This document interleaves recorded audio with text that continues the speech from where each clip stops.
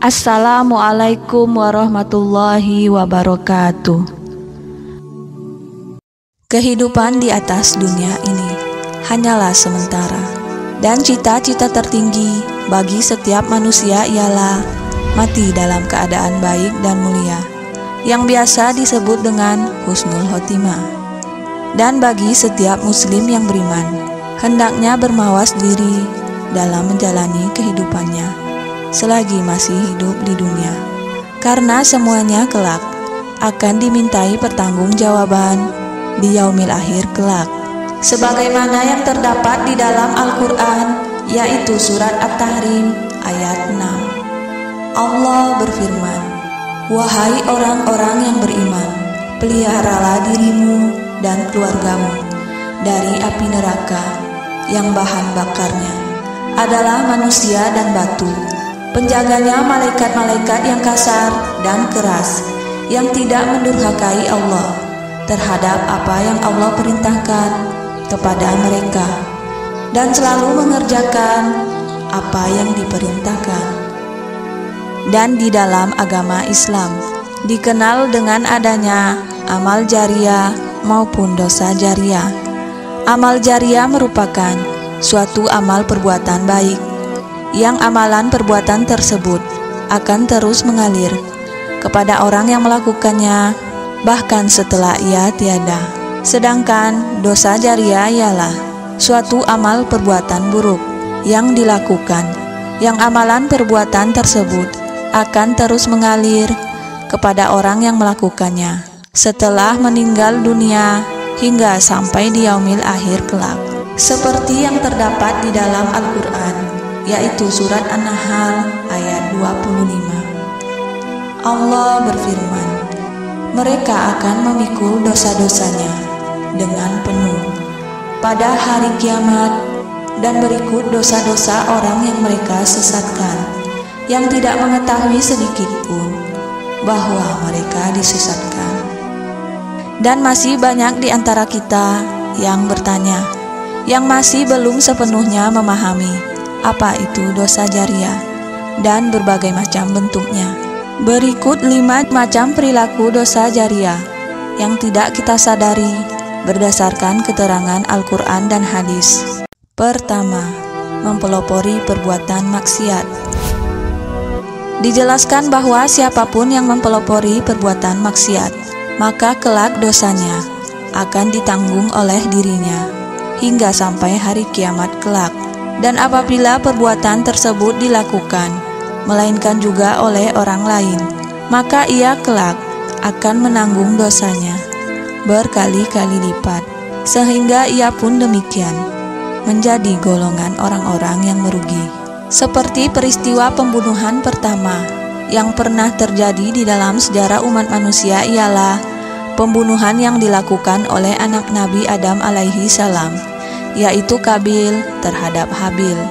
Maka Qabil sebagai orang pertama yang mencontohkan perbuatan tersebut, kelak akan menanggung setiap dosa umat manusia yang melakukan dosa pembunuhan hingga akhir zaman. Sebagaimana yang terdapat di dalam hadis Rasulullah SAW yang diriwayatkan oleh Bukhari dan Muslim. Rasulullah bersabda, "Tidak ada satu jiwa yang terbunuh secara zalim, melainkan anak Adam yaitu Qabil, yang pertama kali membunuh akan mendapatkan dosa karena pertumpahan darah itu. Barang siapa yang mempelopori kebiasaan yang buruk dalam Islam, maka dia mendapatkan dosa keburukan itu, dan juga dosa setiap orang yang melakukan keburukan itu karena ulahnya, tanpa dikurangi sedikit pun dosa mereka." Kedua, menyediakan sarana dan prasarana untuk melakukan dosa. Bagi siapapun yang menyediakan sarana maupun prasarana bagi orang lain untuk melakukan dosa, sekalipun ia bukan yang melakukan dosa tersebut, maka ia turut pula menanggung semua dosa dari orang-orang tersebut, baik secara sadar ataupun tidak, karena ia secara langsung menjadi tempat penyedia bagi orang lain untuk melakukan maksiat. Oleh karena itu, bagi setiap muslim yang beriman, hendaknya bermawas diri dalam membuat tempat usaha atau lapangan kerja yang kelak tanpa kita sadari akan menanggung dosa jariah dari perbuatan mereka.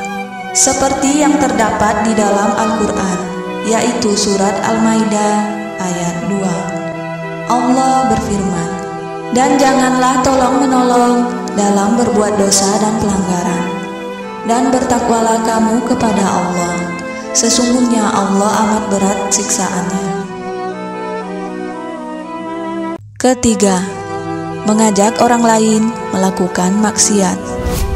Dijelaskan bahwa bagi siapa saja yang mengajak orang lain untuk melakukan maksiat, termasuk contoh perilaku dosa jariah, dan ia akan menanggung dosa dari orang-orang yang melakukan maksiat tersebut hingga sampai hari kiamat tiba.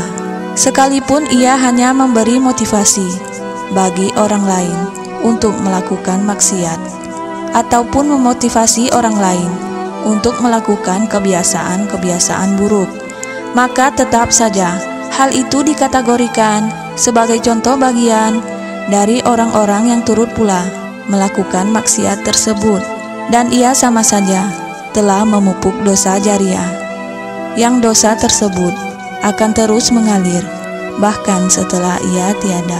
Sebagaimana yang terdapat di dalam Al-Quran, yaitu surat An-Nahl ayat 25. Allah berfirman, "Mereka akan memikul dosa-dosanya dengan penuh pada hari kiamat, dan berikut dosa-dosa orang yang mereka sesatkan, yang tidak mengetahui sedikit pun bahwa mereka disesatkan."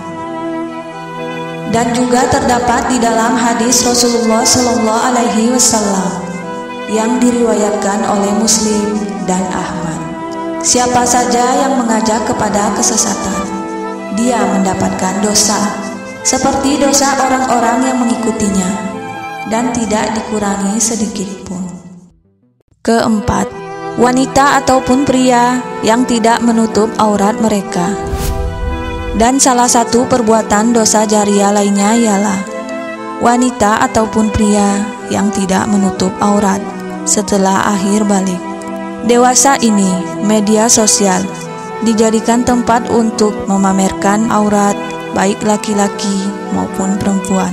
Aurat wanita ialah seluruh tubuh, terkecuali wajah dan telapak tangannya. Sedangkan pria, dari pusat hingga lutut. Wanita maupun pria yang memperlihatkan aurat dan lekuk tubuhnya kepada orang yang bukan muhrimnya adalah dosa, walaupun mereka telah meninggal dunia. Jika aurat yang mereka perlihatkan tersebut masih dapat dilihat maupun dinikmati oleh mata orang lain, maka dosanya akan terus mengalir hingga sampai hari kiamat tiba. Seperti yang terdapat di dalam Al-Quran, yaitu surat Al-A'raf ayat 27. Allah berfirman, "Wahai anak cucu Adam, janganlah kalian tertipu oleh setan, sebagaimana dia telah mengeluarkan ibu bapak kalian dari surga dengan menanggalkan pakaian keduanya untuk memperlihatkan aurat keduanya." Dan juga terdapat di dalam hadis Rasulullah SAW yang diriwayatkan oleh Muslim.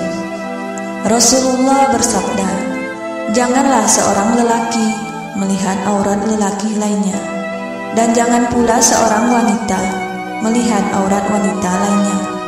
Seorang pria tidak boleh bersama pria lain dalam satu kain, dan tidak pula seorang wanita bersama wanita lainnya dalam satu kain." Kelima, menzalimi dan mengambil hak orang lain.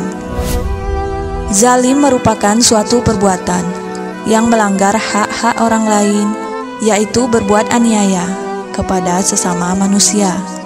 Perbuatan ini merupakan perbuatan yang paling dibenci Allah dan Rasul-Nya. Contoh perbuatan ini seperti menyinggung kehormatan orang lain, menyakiti tubuh atau hati orang lain, ataupun juga mengambil harta benda dari orang lain Dan di dalam agama Islam dijelaskan bahwa barang siapa yang melakukan perbuatan zalim tersebut, maka di yaumil akhir kelak akan ditimpakan azab yang mengerikan dan menjadi orang yang paling merugi di akhirat kelak. Karena setiap amalan perbuatan baik yang ia lakukan kemudian akan diberikan kepada orang-orang yang ia zalimi, serta dosa orang yang ia zalimi tersebut akan dilimpahkan kepadanya.